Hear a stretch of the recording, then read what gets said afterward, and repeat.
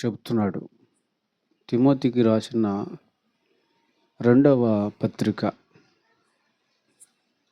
Timothy గారికి వ్రాసిన రెండవ పత్రిక, రెండవ అధ్యాయం 7వ వచనం చదువుదాం. 2:7. తిమోతి, నేను చెప్పు మాటలు ఏం చేసుకోవాలి? ఆలోచించుకొనుము. ఆలోచించాలి. దేవుని మాటలను ఏం చేయాలి? అనాలోచనగా ఉండొద్దు, ఆలోచించాలి. నేను చెబుతున్న మాటలు ఆలోచించండి. చాలామంది ఆరగించటానికి అలవాటు పడ్డారు, ఆలోచించే అలవాటు లేదు. అందుకనే పౌలు భక్తుని ద్వారా పరిశుద్ధాత్మ దేవుడు ఈ మాట పలుకుతున్నాడు. నేను చెప్పు మాటలను ఆలోచించుకొనుము. అలా ఆలోచిస్తే ఏమవుతుంది? అన్ని విషయములలో ప్రభు ఏం చేస్తాడు? నీకు వివేకమును అనుగ్రహిస్తాడు. అన్ని విషయాలలో వివేకం ఉండాలా? అవును. వాక్యం విషయంలో ఖచ్చితంగా ఏముండాలి? వివేకం ఉండాలి. కొన్ని విషయాల మీద కాదు, అన్ని విషయాల మీద వివేకం కలిగి ఉండాలంటే నేను చెప్పు మాటలను నీవు ఆలోచించుకొనుము.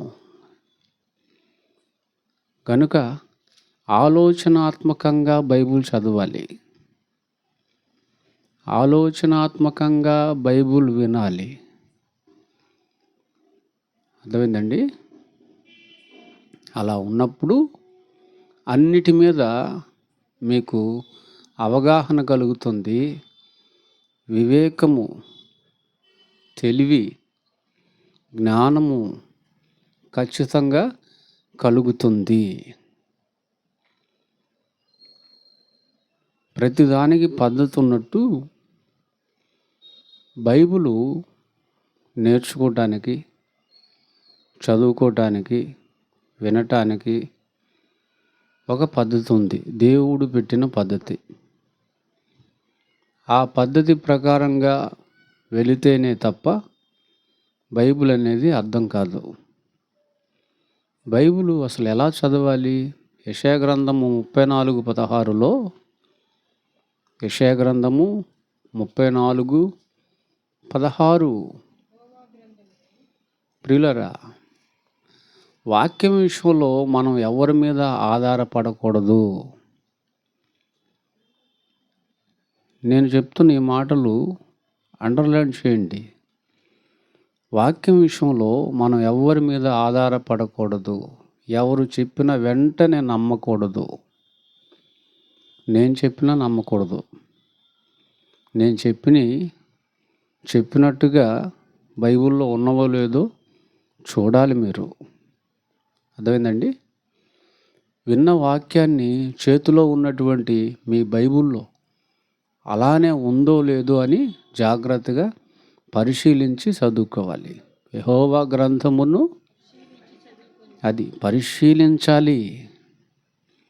ఎందుకు ఇచ్చాడు బైబిల్ని? పరిశీలించాలని, పరిశోధించాలి, రీసెర్చ్ చేయాలని. అలా పరిశీలించి చదువుకొనుడి. బైబిల్ని ఎలా చదవాలి? పరిశీలిస్తూ చదవాలి. ఏదో దినపత్రికలాగా, వారపత్రికలాగా, మాసపత్రికలాగా చదివితే బైబిల్ ఎప్పటికీ అర్థం కాదు. ఇది అర్థం కావాలంటే పరిశీలన చేస్తూ చదవాలి అని చెప్తున్నాడు. అలా చేసినప్పుడు మీకు అన్ని విషయాల మీద ఏం కలుగుతుంది? వివేకం కలుగుతుంది, అవగాహన కలుగుతుంది.